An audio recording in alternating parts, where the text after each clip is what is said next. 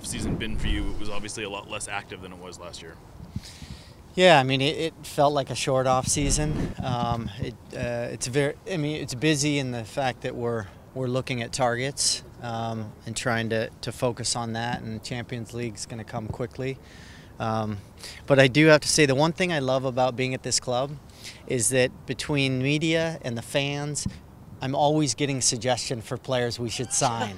And I love that. I love that our fans are that into it and suggest guys. And we look through, like if somebody suggests something, we got to take a look. So, it's fun that everyone wants to be part of it. Have you ever had one suggestion you're like, yeah, I haven't thought of that person? Actually, there's been some that are on our list, and I'm like, okay, I got to listen. That guy has a good eye. So that part of it's fun.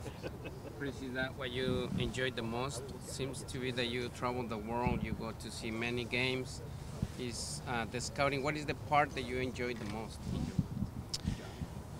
I enjoy when we bring a player to the team and he helps our team win games and be successful, and that's really satisfying. It's the opposite of that is tough to handle, but yeah, being out there, connecting with people I used to play with, or coaches, other scouts. When you're at games, you're talking the game, you're looking at players. It ends up being a pretty small world when you go and you end up at the same game with 5 or 6 scouts that are always looking at the same players. So that part of it I really enjoy. I really enjoy sitting down with a player and trying to talk him into coming to Seattle. I grew up here. The club means so much to me and to everyone here who's involved. So it's fun to try and sell our team. Seattle's never been a team that just signs players to sign them, but with the CONCACAF Champions League coming up, is it important to bring a player now to help with that tournament, or are you okay with what the roster is right now? I think it's a combination. We want to have a good start to the season. We want to make sure we have a chance in Champions League, but at the same time, you're signing a player for the course of his contract. You want to make sure long term it's the right player. So there's kind of that balance. How we find the right guy now, or is it maybe we're a little bit patient to get a guy who's going to help us try and win MLS Cups. Chris, you guys have 2 starting center backs in their mid-30s who have had some injuries. Are you comfortable with your depth there if one of them goes down? Yeah, I mean, center back's a position we're looking at to add some depth and competition. We feel we have 2 of the best center backs in the league, so that's a plus. And we have, some young players coming through. Tony Alfaro has another year of maturity. There's some other academy players coming through. So we feel good about it, but we'd also like to bolster that position.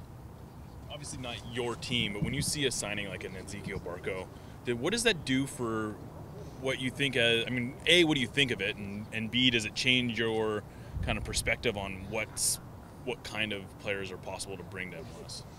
I think the league is at a new place, for sure, from when I played in the league, to think about some of the offers that came in for Almiron and what Atlanta paid in this case. I think it's showing, one, that it's becoming a league of choice for some players. 2, that around the world they're looking at, hey, the U.S. is developing and buying and selling, and it's a league that's growing quickly.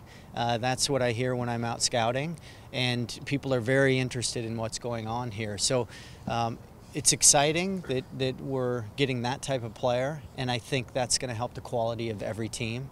It also puts pressure on teams to compete, and that's going to help the growth of all the players in our league and the competition of teams. What are your thoughts on the 2 new faces you brought in at the SuperDraft, Alex and Marcus? Yeah, Alex, Marcus, and then Chris we also got. So, yeah, we're happy. I played with my brothers. Metzer played with his brothers. So there's something special about stepping on the field and being in the same club with a sibling. And then, I played against Marcus's father for Norway. He has a history going back with his father in the national team, and he's excited to be here. Another Duke guy for Garth. And, Chris is a promising player who looked good on all the video. He wasn't at the Combine, but he looked good in the video we saw, and we're looking forward to getting him in. You talked about center back being a position that you're looking into getting depth. Is there any other positions that you feel like might be a priority on your list? We're looking at some attacking positions as well.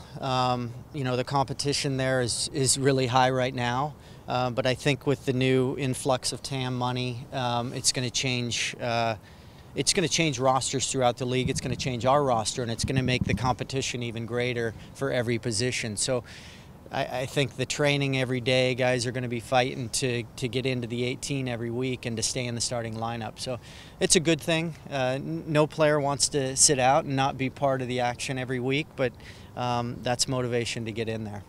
You talked about playing with your brother and also Brian as well. What kind of maybe advice could you give Alex coming into that situation where potentially ever playing with his brother, or at least be in the same franchise? Yeah, I would say to Alex to do everything that we've seen from him when we were looking at him in college, and he's a hardworking player. He has a lot of similarities to his brother, but he also is his own player. And I would just say, you know, your older brother was MVP of our team last year. You have a great role model there, and just come in every day and do what Christian did, and prove yourself and work hard and fight for your position. To return more players than they have in any previous year, what's that kind of stability going to do for their roster as you look for those guys to take another step up in their program? We're really excited about the opportunity for S2 in Tacoma. I think it's going to be a well-supported team, you know, a market that is going to really grow there. And it's great for developing players. For us, as you said, the roster has stayed pretty close to what it was last year. We're going to add more academy players into that mix, and now with the competition on the first team, you're going to have guys coming down who really need to get quality minutes on S2, and I think, you know, the players want to play games, and if it's a chance to develop there, they want to give everything they can to show the first team coach they want to start for that team. What will Nick Hines offer on the left for people unfamiliar with him? Yeah, Nick Hines, he was in with our academy group when he was 18 before he left for school, and you know, he's steady there, good left foot, picks out passes, he's pretty good under pressure. We want to keep seeing him continue to develop and work hard.